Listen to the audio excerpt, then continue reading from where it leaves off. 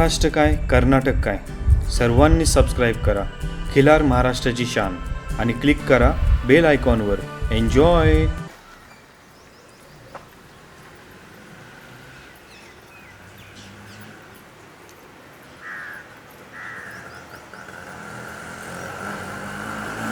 नमस्कार मंडळी, आज खिलार महाराष्ट्राची शान चॅनलची टीम बावधन गावामध्ये आहेत. मंडळी, आज बावधन गावातलं सर्वात विशेष म्हणजे आपण बावधन बगाडाच्या अगोदर जो सराव कसा चालतो बैलांचा किंवा कशा प्रकारची बैल ही बावधनमधले शेतकरी सांभाळतात या संदर्भात ही खास मुलाखत आहे.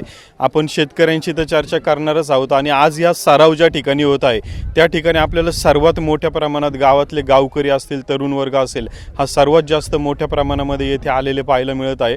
आणि थोड्याच वेळात या सरावाला आपण सुरुवात करत आहोत. त्याच्या अगोदर आपण गावकऱ्यांची चर्चा करणार आहोत. बावधन हा एकमेव गाव असं आहे की सर्वात मोठ्या मापाची उंच आणि धिप्पाड बैल ही बावधन गावामध्ये आपल्याला पाहायला मिळत असतात.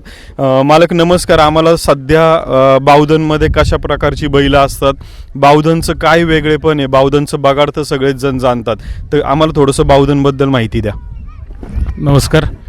आज अखंड भारतात प्रसिद्ध असलेल्या श्री काळभैरवनाथाच्या बगाड यात्रेनिमित्त मी प्रथमतः तुमचं बावधनकरांच्या वतीनं, बावधनमधल्या सर्व खिलारप्रेमींच्या वतीनं मी या ठिकाणी सूरज दिके आणि सर्व खिलार महाराष्ट्राचे शान या न्यूज चॅनलच्या सगळ्या टीमचं मनापासून स्वागत करतो.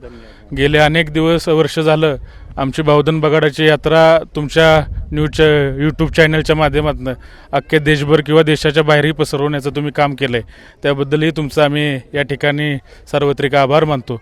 पण गेले अखंड म्हणजे हजारो वर्षापासून जे बावधन गावात आणि बावधन परिसरात बगाडाची यात्रा अखंडित अविरतपणे चालू आहे, ती यात्रा आज अखेरपर्यंत म्हणजे आमच्या पूर्वजांनी ज्यावेळीपासून ही यात्रा सुरू केली असेल त्यावेळीपासून आज अखेरपर्यंत अनेक संकट आली, परंतु ती यात्रा प्रत्येक संकटांना सामोरं जाऊन या ठिकाणी पार पाडण्याचं काम या ठिकाणच्या ग्रामस्थांनी पूर्ण केलं. आज अशी परिस्थिती की बावधन म्हणलं की श्री काळभैरवनाथांचे भक्त, त्या काळभैरवनाथांच्या भक्तांच्या बरोबर त्या काळभैरवनाथाचं बगाड आणि त्या बगाडासोबत त्या बगाड ओढण्यासाठी लागणारे इथं खिलार जातीची धिप्पाड बैल, अशा त्रिकोणात हे एक गाव एक प्रकारे आखलं गेलेलं आहे. आणि ह्या आत्तापर्यंतच्या काळात असेल महाराष्ट्रात अनेक ठिकाणी बगाड होतात, परंतु ह्या बगाडाची सुरुवात ही बावधनपासून झालेली आहे. म्हणूनच आजपर्यंत एवढ्या मोठ्या संख्येनं किंवा एवढ्या म्हणजे देवावरच्या श्रद्धेच्या भावनेनं आत्तापर्यंत ही बगाडाची यात्रा अखंडितपणे सुरू आहे. तसं बघायला गेलं तर या परिसरात किंवा महाराष्ट्रात खिलार बैलांचं आजकाल प्रमाण कमी होत आहे, परंतु बावधन हे एकमेव असं गाव आहे की अख्ख्या महाराष्ट्रात कुठल्याच गावात एवढ्या मोठ्या प्रमाणात बैल नसतील तर ती नुसती बैलं म्हणून नाहीत तर घरातल्या एका मुलाप्रमाणे या ठिकाणचा शेतकरी, मग तो 10 एकरचा असेल किंवा 10 गुंठ्याचा असेल, या ठिकाणी नाथाची भक्ती करण्यासाठी किंवा नाथाच्या रथाची सेवा करण्यासाठी या ठिकाणी बैल सांभाळतो. मग तो बैल जपण्यापासून, त्याचा सराव करण्यापासून, म्हणजे अगदी जर बैलाला कमी खाल्ला असेल तर एक कुटुंबातला सदस्य म्हणून तो मालकसुद्धा तिथं अर्धी भाकरी कमी खालतो. म्हणजे एवढं तिसरी नाथांच्या बगाडासाठी जी बैलं आम्ही सांभाळतो त्यांच्यावरती प्रेम या परिसरातली लोक करत असतात. म्हणून आत्तापर्यंत काय बावधन हे गाव तसं बघायला गेलं तर शेतीप्रधान आहे. शेतीप्रधानबरोबर जर हे गाव खिलार बैलांचं गाव म्हणून जरी संबोधलं तरी काय वावगं ठरणार नाही. या गावामध्ये नुसतं बैलांवरती प्रेम नाही तर या गावामध्ये सामाजिक एकोबा, म्हणजे आपण इतर ठिकाणी बघत असू की यात्रा ज्यावेळी संपन्न होतात त्यावेळी यात्रेत भांडणं वगैरे ह्या गोष्टी होतात, परंतु या ठिकाणी या गावाबरोबर वाडी वस्तीतील सगळी लोक एकत्रितपणे येऊन या ठिकाणी जो नवसाचा बगाड आहे तो प्रत्येकजण माझ्या घरातला आहे, माझ्या देवाचा बगाड आहे म्हणून त्याच्यासाठी ते बगाड गावापर्यंत किंवा देवळापर्यंत चांगल्या पद्धतीने आणण्यासाठी प्रयत्न करत असतो. आणि ती बगाडाची यात्रा संपन्न करण्यासाठी प्रत्येकाच्या मनातले द्वेष, भांडणं, राग, तंटा ह्या सगळ्या गोष्टी बाजूला ठेवून हा एकोप्याने हे एक गाव मिळून सगळं करत असतं. याच गोष्टीचा आम्हाला बावधन करून म्हणून अभिमान आहे की हे बावधन हे असं एकमेव गाव आहे की त्या गावानं खेडेगावातली आता सांस्कृतिक पद्धती आपल्या नष्ट होत चालल्यात, परंतु ह्या गावानं एकोपा जपलाय, गावाची संस्कृती जपली, त्याबरोबर ही नाथांच्या वरती असलेली भक्तीही जपली. हे गाव एकत्र राहण्याचं कारण काय असेल तर ह्या गावावरती काळभैरवनाथाची जे छत्रछाया आहे या छत्रछायामुळेच हे गाव आत्तापर्यंत सुरक्षित आणि एकोप्यानं नांदतंय असं मला या ठिकाणी वाटतं. धन्यवाद मालक. मंडळी, जसं शेतकऱ्यांनी सांगितलं की बावधनचं वेगळेपण काय, बावधन हे निसर्ग सृष्टी देखील येथील खूप सुंदर आहे. बऱ्याचशा चित्रपटांचं सिरियलचं शूटिंग देखील येथे मोठ्या प्रमाणात होत असतं. तर बावधनचं नैसर्गिक सौंदर्य देखील तेवढंच मोठ्या प्रमाणात सुंदर आहे.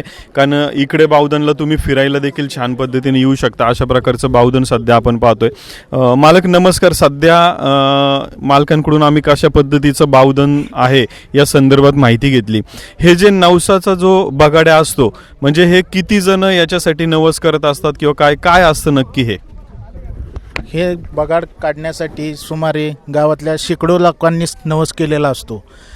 परंतु त्या दिवशी ज्याला कोणतीही अडचण नसेल, काही नसेल, असे साधारण 60-70 ते 900 बसलेले असतात. ते 900 होळी पौर्णिमेला कौल लावला जातो देवळात. कौल लावल्यानंतर ज्याच्यावर बगाड येणारे आहे त्या दिवशी आपल्याला समजते, पुजारी त्याचा कौल लावतात आणि त्याच्यानंतर त्याला कौल आल्यानंतर तो बगाड्या फिक्स केला जातो आपला, आणि त्याच्यानंतर मग त्याची तिथून पुढे बगाड चालू होतं.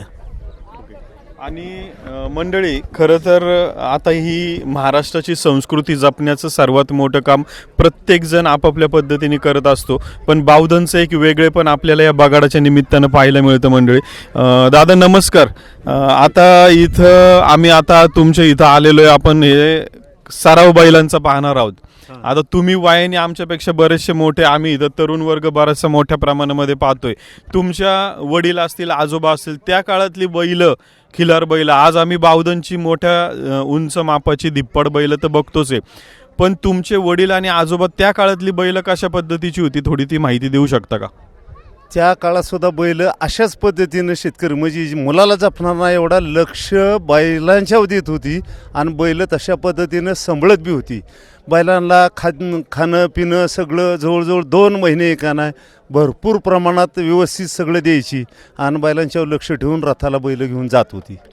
आता एवढा मोठं तरुण वर्ग आहे, आता खरं तर बैल जपणं हे करणं, त्या करून आपलं शिक्षण असेल, नोकरी असेल, याच्यात सुद्धा त्यांनी लक्ष दिलं पाहिजे.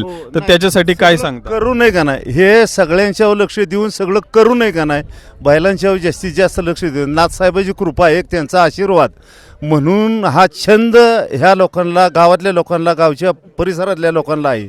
त्याच्यामुळं बैलांच्यावर अतिशय लक्ष देतात. कमीत कमी गेलेला आहे आमच्या इथला साधारण 5-7 IPS ऑफिसर झालेले आहेत. क्लास 1 ऑफिसर 10 आहेत, डॉक्टर 10 आहेत बावधनमध्ये. त्यामुळं असं शिक्षणात पण कमी नाही बावधन गाव. मंडळी, आत्ताच आपण शेतकऱ्यांच्या माहितीतून एक बघितलं की नुसतंच शेती किंवा आपली संस्कृती जपण्याबरोबर शिक्षणाला देखील सर्वात जास्त महत्त्व दिलं आहे. कोणी IPS ऑफिसर आहे, क्लास 1 ऑफिसर आहे, अशा प्रकारचे बावधनमधले आपल्याला तरुण वर्ग देखील आपल्याला पाहताना मिळतो. थोडेसे इतर आपले शेतकरी आपल्यासोबत आहेत. दादा इकडे या. इकडे ते बोललेत, अहो इकडे ते बोललेत, हे आपले मित्र आहेत, थोडेसे लाजतात आहेत. नाव सांगा तुमचं. साहिल जगताप. सध्या दावणीला काय काय आहे? बैल आहे की किती बैल एक. तर मंडळी, बावधनची एक विशेष गोष्ट म्हणलं तर कमीत कमी प्रत्येक कुटुंबाच्या दावणीला एक तरी खिलार बैल हा असतोच. हे बावधनचं वेगळेपण आहे. बोलवावा. कमीत कमी कोटभर रुपयाची तरी बैल हे यात्रेनिमित्त बावधन गावामध्ये आलेली आहेत.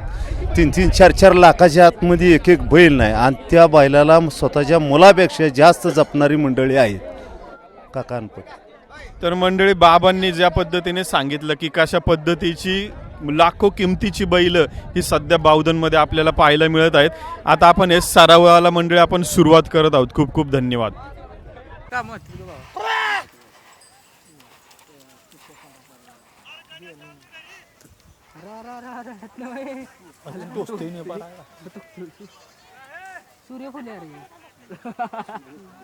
खरे खरे खरे करडई आहे. हा.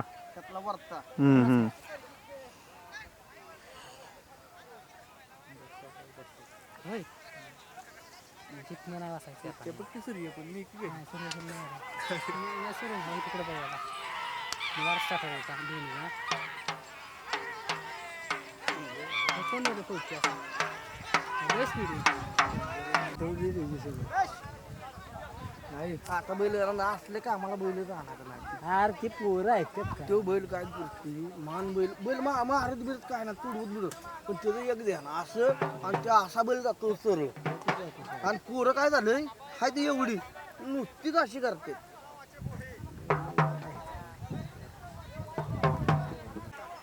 चला ठीक आहे सर होय होय होय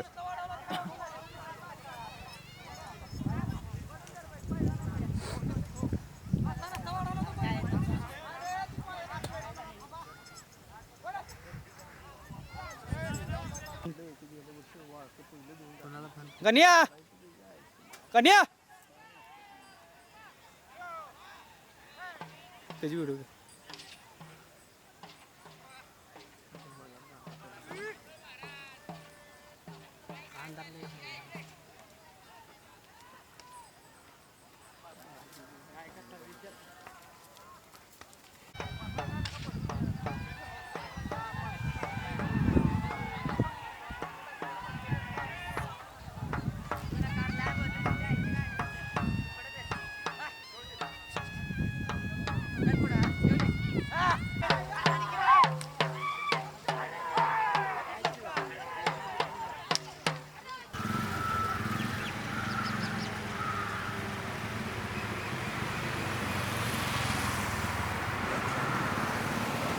खिल्लार महाराष्ट्राची शान, खिल्लार महाराष्ट्राची शान.